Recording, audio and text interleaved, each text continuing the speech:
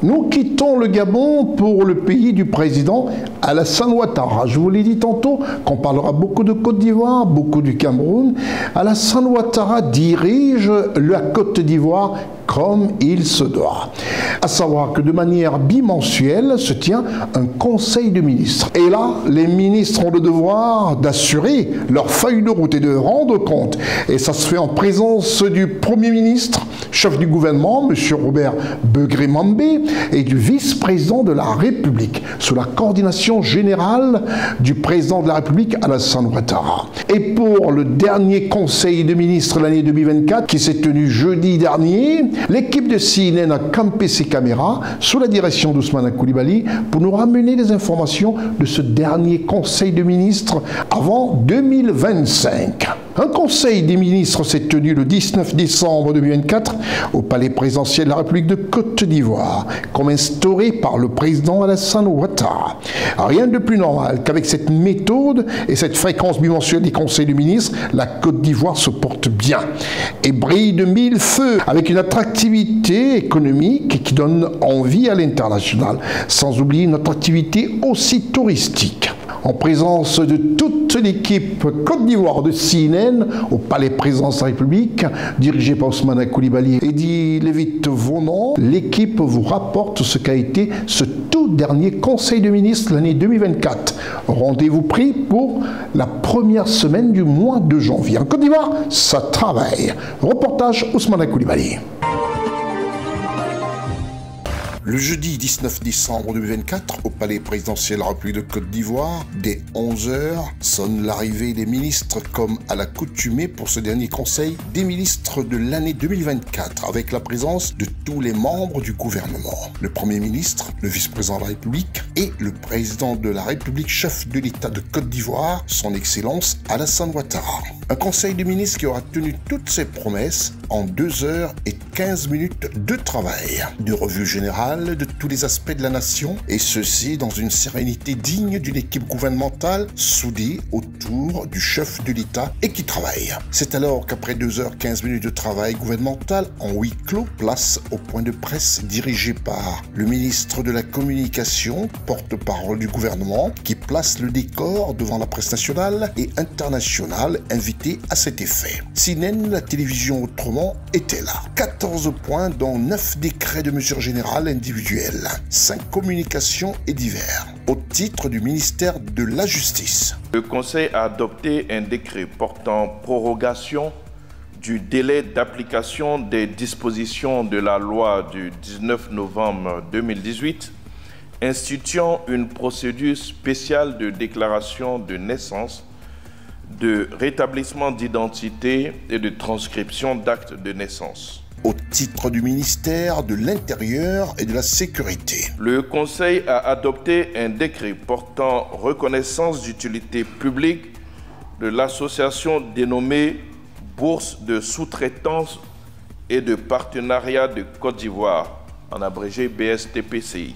Au titre du ministère des Affaires étrangères, de l'intégration africaine et des Ivoiriens de l'extérieur. Le Conseil a adopté 3 décrets.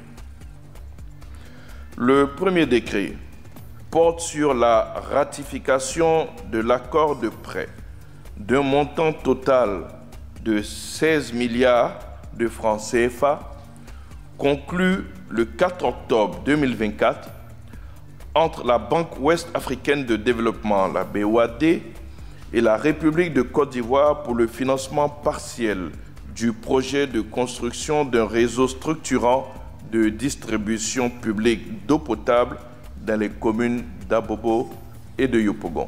Le deuxième décret adopté est relatif à la ratification de la convention de crédit d'un montant total de 80 millions d'euros, soit 52 476 560 000 francs CFA, conclu le 11 octobre 2024 entre l'Agence française de développement, l'AFD donc, et la République de Côte d'Ivoire pour le financement du projet d'appui à l'opérationnalisation du guichet unique de développement des entreprises, le GUD-PME.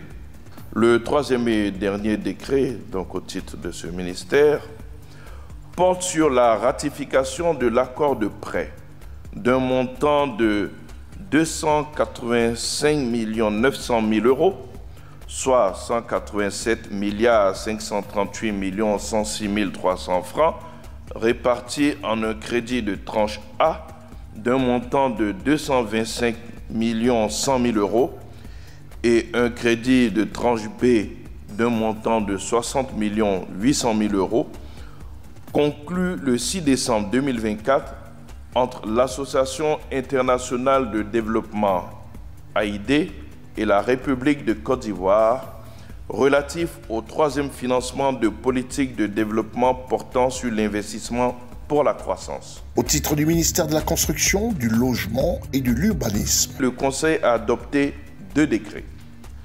Le premier décret porte sur la tarification des prestations des agences immobilières et des courtiers en immobilier. Le deuxième décret, quant à lui, porte sur la déclaration d'utilité publique du site de 15 hectares pour la construction d'une casse moderne à Ondautré dans la commune d'Abobo.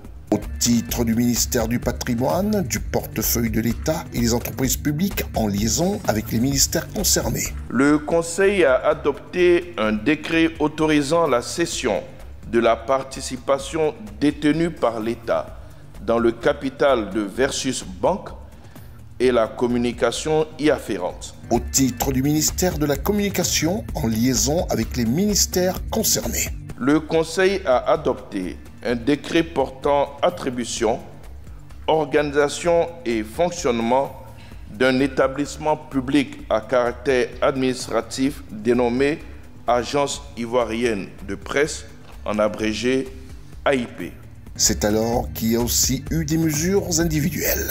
Au titre du Premier ministre, chef du gouvernement, ministre des Sports et du cadre de vie, le Conseil a adopté une communication relative au compte-rendu des délibérations du comité chargé de l'examen des projets de nomination et des projets d'organigramme des départements ministériels. Au titre du ministère des Affaires étrangères, de l'intégration africaine et des Ivoiriens de l'extérieur, le Conseil a adopté un décret portant nomination de M. Mamadou Aïdara en qualité d'ambassadeur extraordinaire et plénipotentiaire de la République de Côte d'Ivoire près la République de Gambie avec résidence à Dakar.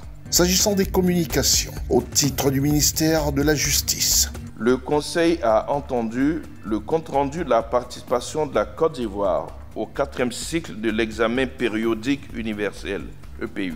Au titre du ministère du Patrimoine, du portefeuille de l'État et des entreprises publiques en liaison avec les ministères concernés, le Conseil a adopté une communication relative à la programmation financière des besoins de l'administration en bureau. Au titre du ministère de l'Environnement, du Développement durable et de la Transition écologique en liaison avec les ministères concernés, le Conseil a adopté une communication relative à l'accréditation du Fonds interprofessionnel pour la recherche et le conseil agricole, le FIRCA, au Fonds vert pour le climat, FVC. Au titre du ministère du Commerce et de l'Industrie, le Conseil a adopté une communication relative au rapport d'auto-évaluation de fin de mise en œuvre du plan d'action national 2022-2024 et au plan d'action national 2024-2026 de l'Open Government Partnership, OGP. Au titre du ministère de la Femme, de la Famille et de l'Enfant, en liaison avec les ministères concernés, le Conseil a adopté une communication relative à l'opération spéciale pour le retrait des enfants en situation de rue. Cette opération vise à éradiquer durablement le phénomène des enfants en situation de rue sur l'ensemble du territoire national. Un point de divers. Le Conseil s'est félicité des conclusions du Conseil d'administration du Fonds monétaire international, FMI, qui a eu lieu donc le 11 décembre. Prochain rendez-vous le 6 janvier 2025. Joyeuses fêtes à toutes et à tous.